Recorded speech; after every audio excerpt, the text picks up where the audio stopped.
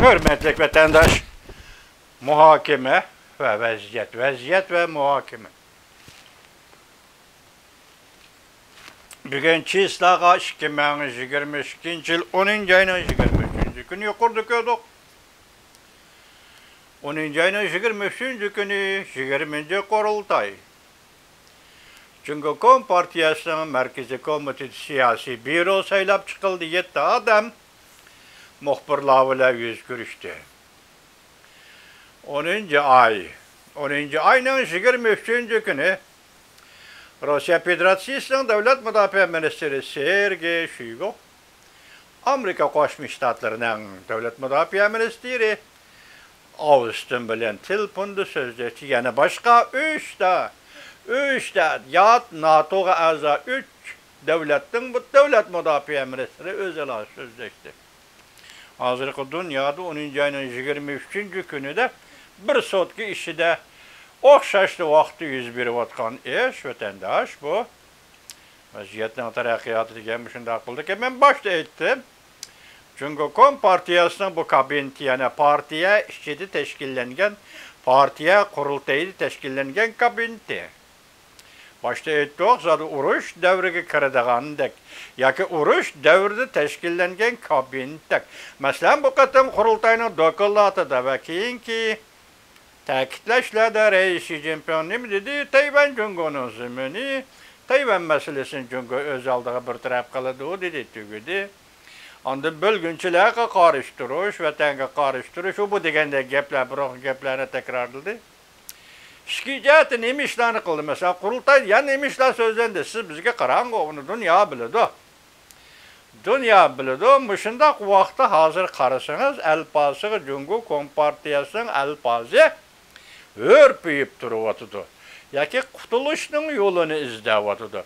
Kutuluşun yolunu izlegende tinç yol bilen var. Yaki dünyadaki çoğun devletlerle oldurup məsləhətlişip, ma yolunu kandak tutumen, bu yolda kandak manımen, işki meselelerini kandak kalkılımen, taşkı münasebetlerini kandak kalkılımen demek de yok.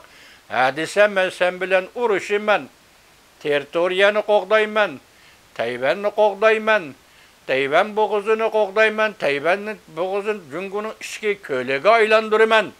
Moşunda kısa bu dünya bombaya kaldı o vatandaşımı. Harap durup uruş çakırığı, uruş galcırlığı bilen po attı degen gep bu. Dünya bunu kubul kılanmaydı degen gep o vatandaşımı.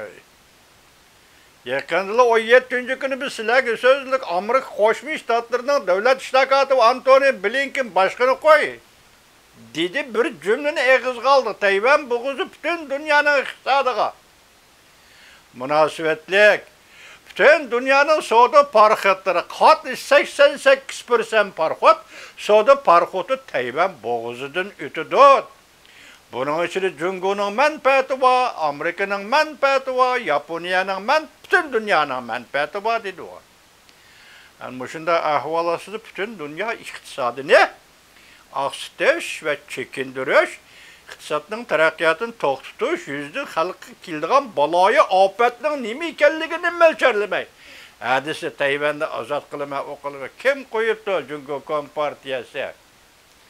Bu da hem de muşu növbette ben tülgül sözüldüm sizlerge vatandaşlar siyasi özgürlüş. Bu siyasi özgürlüşünü mevcut hakimiyetke karşı duruvatkan hukuk sahasındaki Cumhur'un başka bir siyasi kuşları elip barmay, belki ulağa karşı halda hazırki hakimiyet beşideki siyasi kuşta siyasi özgürlüş kıldı tünükün hukuklu şundak merkezleştiği dedigen gep vatandaşım. Hazır karısınız Xitay tor betri, Xitayçı demokratlar tor betri, bulanı 7 nefer daimi hayatı birbirlep tahlil kılıvatıdı, buladı iktidarı yok deydi.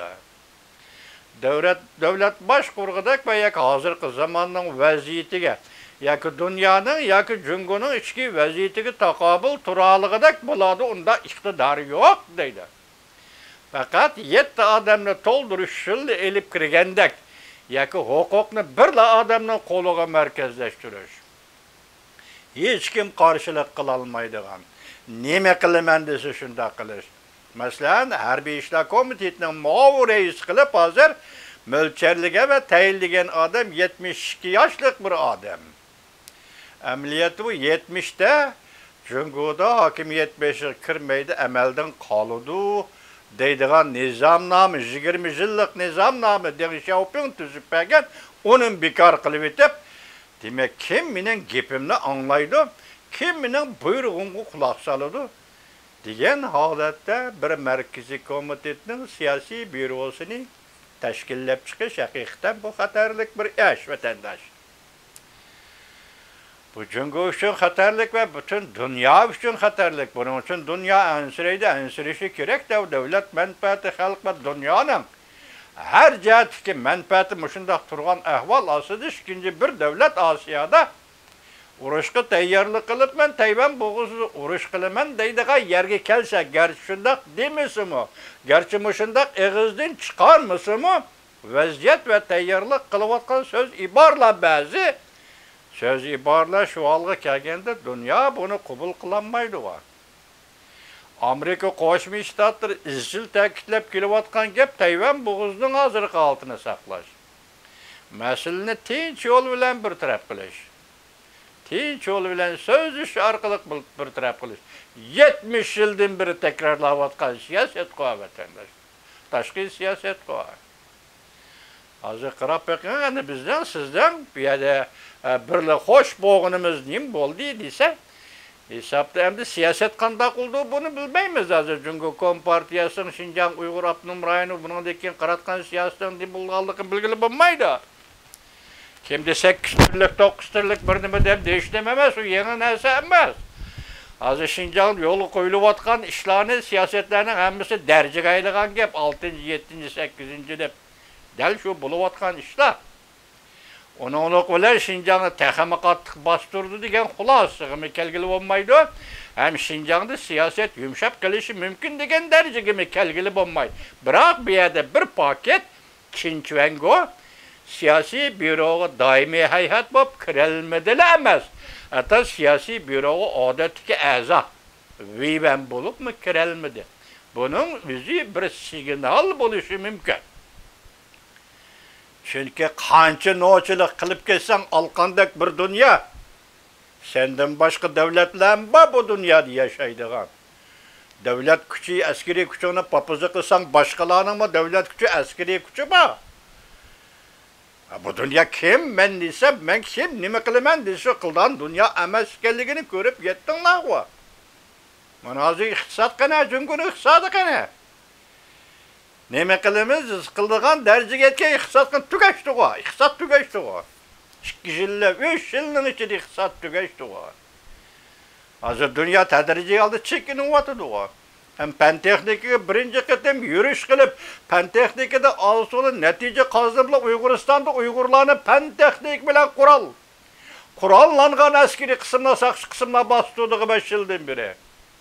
Demak, pen texnikini bir inson, bir davlat egisi taraqqiyot, izchil tinchlik bilan qo'lga keltiradigan taraqqiyot, iqtisod va pen texnika taraqqiyotiga ishlatmay, uni opirib diktatorning quroliga aylantirdi.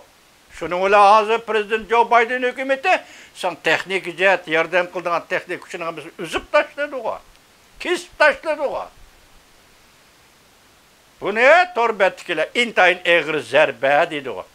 Çünkü bu pen texnik hozir bir de diktatora yoki Uyg'urlarni bostirish qila emas, u iqtisod bugungi kundagi iqtisod pen texnik iqtisodi ku. Kesib tashladi Prezident Joe Biden. Çünkü bunu biz Prezident Joe Biden'da görmemiz, Amerika'da görmemiz Jungo'lu kapat, üzerlerden görünler bu işte. Sizler teknikini, iqtisadi terakkiyat işletmeyi, Uygurlarını bastırışkı, Tibetlerini bastırışkı işlettinler. Ne oldu bu?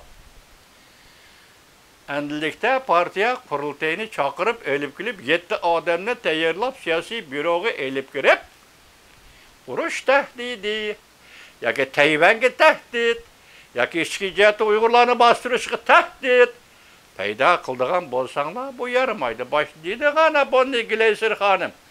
Amerikaning bu qatimqi strategik davlat siyosati Jungo eng xatarli tahdid dep belgilendi. Hem Amerika'nın ittifakdaşları, dostları mı Cungo en xatarlık tehdit dep belgilendi de muşunun özü kupaya.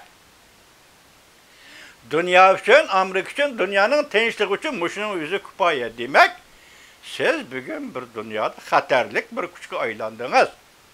Şuna acep nime vatandaşım nimege hazırlı yüzmedi o bana. Onun canı 23. günü kurultayı ahırlaştı Cungo'da. 7 adam sayılandı büroğa, siyasi büroğa. Onun canı 23. günü Rusya Federasyası Devlet Müdafiası Ministeri bile Amerika Koşmuş Ştatlarının Devlet Müdafiası Ministerleri 3 gün içinde 2 katım sözleşti. Bu mu cihanın bu tarafındaki siyasetinin, vaziyetinin özgürlüğü digenlikle. Başka yapılmayız mı?